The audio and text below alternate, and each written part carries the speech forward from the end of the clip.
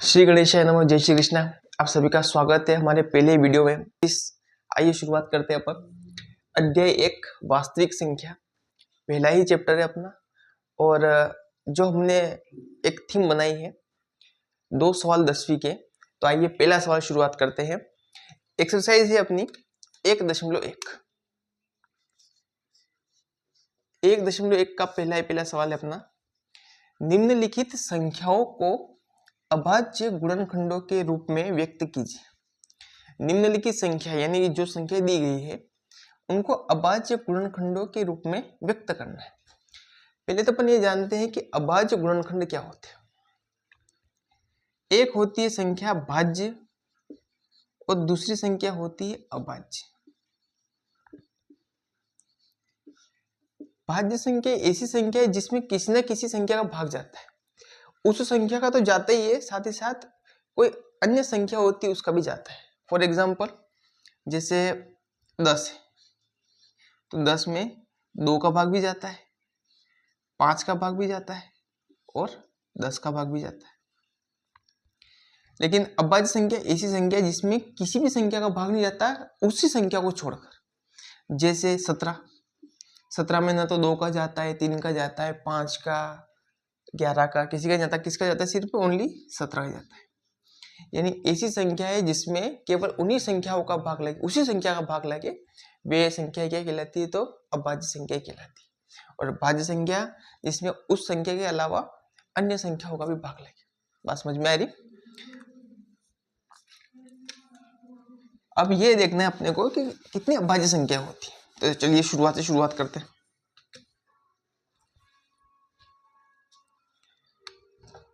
अभाज्य संख्या,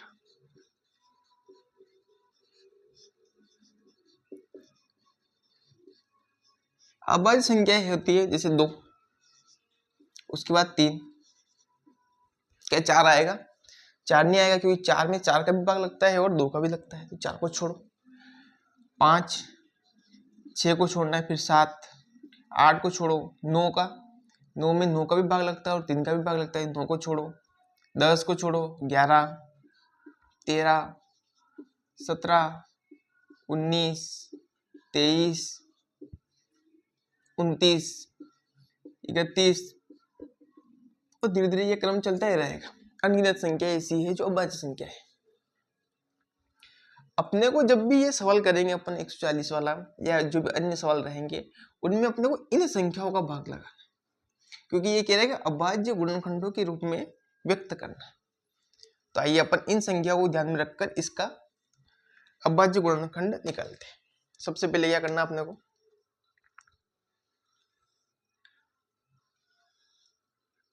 अभाज्य गुणनखंड निकालने के लिए ऐसी अपने को संरचना बनानी है। 140, सबसे पहले शुरुआत करेंगे 2 से। क्या 140 में 2 का भाग लगता है?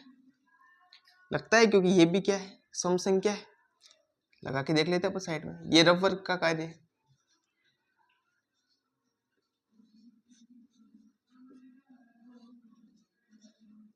नीचे क्या हो गया? तीनों क्रॉस हो गए, तो कितने आए आंसर? 70। तो 2 का भाग लगाएंगे तो कितने आ गए? 70। अब फिर देखना अपने को क्या 2 का भाग लगता है। एक बात विशेष रूप से ध्यान रखना, 2 का भाग लगाने के लिए जिन संख्याओं को लास्ट में 2, 4, 6, 8 और 0 आते हैं उन संख्याओं में हमेशा ही 2 का भाग लगता है। कि इसके लास्ट में 0 आ रहा है तो 2 का भाग लगेगा। तो 70 का आधा कितना हो जाएगा? 35। अब इसके आखिरी में 2, 4, 6, 8, 0 नहीं आ रहा है, यानी कि 2 का भाग नहीं लगेगा इसमें। तो अब कितने का भाग लगाएंगे अपन? अब 3 का भाग लगाएंगे। अगली संख्या 3 का भाग लगाएंगे। तो 35 में कितने का लगा रहे अपन? 3 का। तो 3 एकम 3, ऊपर से उतरे 5, 3 एकम 3, माइनस की कितने हो गए? 2। तो यानी कि 3 का भाग इसमें नहीं लग रहा, क्योंकि लास्ट में शेषफल कितने बच रहे अपने पास? 2 बच रहे हैं। अब कितने का लगाएंगे अपन? 5 का लगाएंगे। 5 7 35। ये देखिए 5 का भाग पूरा पूरा लग गया। क्रम से चलना है। 2 का नहीं लगे तो 3 का नहीं लगे तो फिर 5 का, 7, 11, वो क्रम चलना चाहिए शुरुआत से। ये 7 और फिर 7 में 7 का लगाया तो कितना आ गया? 1। ये रफ वर्क की चीजें, इसको मिटा दो।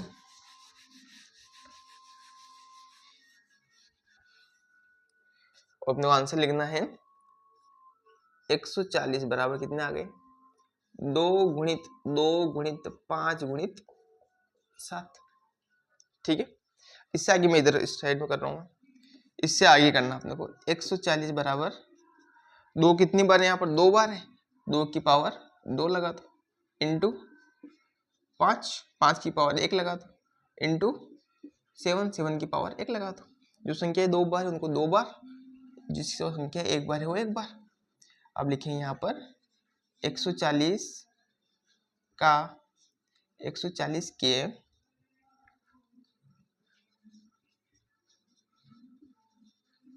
अभाज्य गुणनखंडन कितने हो जाएंगे 2 की पावर 2 इंटू 5 की पावर 1 इंटू 7 की पावर 1 होंगे। ये अपना आंसर।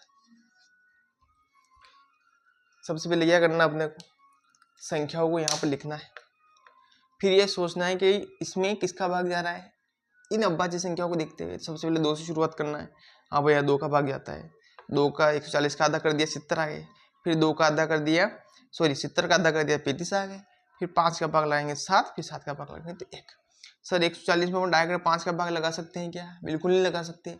जो क्रम दे रखा है उस क्रम के हिसाब से लगाना है। संख्या जब नीचे की ओर आएगी, इस ओर की संख्या नीचे की ओर आएगी तो बढ़ते क्रम में आनी चाहिए, जैसे 2 2 5 और 7। ऐसा नहीं कि 7 5 2 2, ऐसा कभी नहीं आना चाहिए। ठीक है, आइए अगला सवाल देखते हैं। ये संकेत अवश्य नोट कर ले, वीडियो को पॉज करके इसको एक बार नोट कर लेना।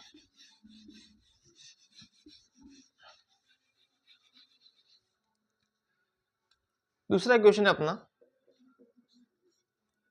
156। बताइए क्या करेंगे अपन। सबसे पहले 156 की संरचना बनाई अपन ने। सबसे पहले 2, लास्ट में 6 आ रहा है, सम संख्या आ रही है तो क्या हो जाएगा, भाग लगा सकते हैं अपन। तो कितने का भाग लगाएंगे अपन, 2 का भाग लगाओ, कितने आ जाएगा 156 में 2 का भाग लगाएंगे तो। भैया जो डायरेक्ट कर सकते हैं वो डायरेक्ट कर लेना, जिसको मतलब भाग लगाने में डायरेक्ट समस्या आ रही है वो साइड में भी कर सकते हैं। तो मैं आपको समझाने के लिए साइड में कर रहा हूँ। 2 7 14 और 2 8 16, कितने आ गए 78। भाग ध्यान रखना पूरा का पूरा भाग जाना चाहिए। 8 आ रहे हैं यानी कि 2 का भाग जाएगा। 78 का वैसे आधा कर दो, कितना आ जाएगा 2 3 6 और 2 9 18। 2 का भाग लगाएंगे तो 39। ठीक है, अब देखिए क्या 39 में 2 का भाग जाएगा, नहीं जाएगा क्योंकि लास्ट में क्या आ रहा है 9 आ रहा है। तो अपन क्या करेंगे 3 का भाग लगाएंगे। तो 39 में अपन भाग लगा रहे हैं 3 का, 3 एकम 3 और 3 तिया 3 का भाग लगाएंगे तो क्या आ जाएगा 13 आ जाएगा। अब 13 में किसका भाग लगता है, हम जानते हैं 13 जो है एक अभाज्य संख्या है, 13 में केवल 13 का ही भाग जाएगा। तो वापस से 13 का भाग लगाएंगे तो 13 एकम 13। ये जो रफ वर्ग का कार्य है इसको मिटा रहा हूं। अब नो क्या करना है, यहाँ पे लिखना है 156 बराबर कितना था 2 गुणित 3 गुणित 13। 156 बताइए 2 कितनी बार था 2 बार था, 3 कितनी बार है 1 बार है, 13 कितनी बार है 1 बार। 156 के अभाज्य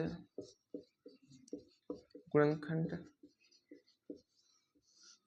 कितने होंगे 2 की पावर 2 इंटू 3 की पावर 1 और 13 की पावर 1 होगी। ये अपना आंसर।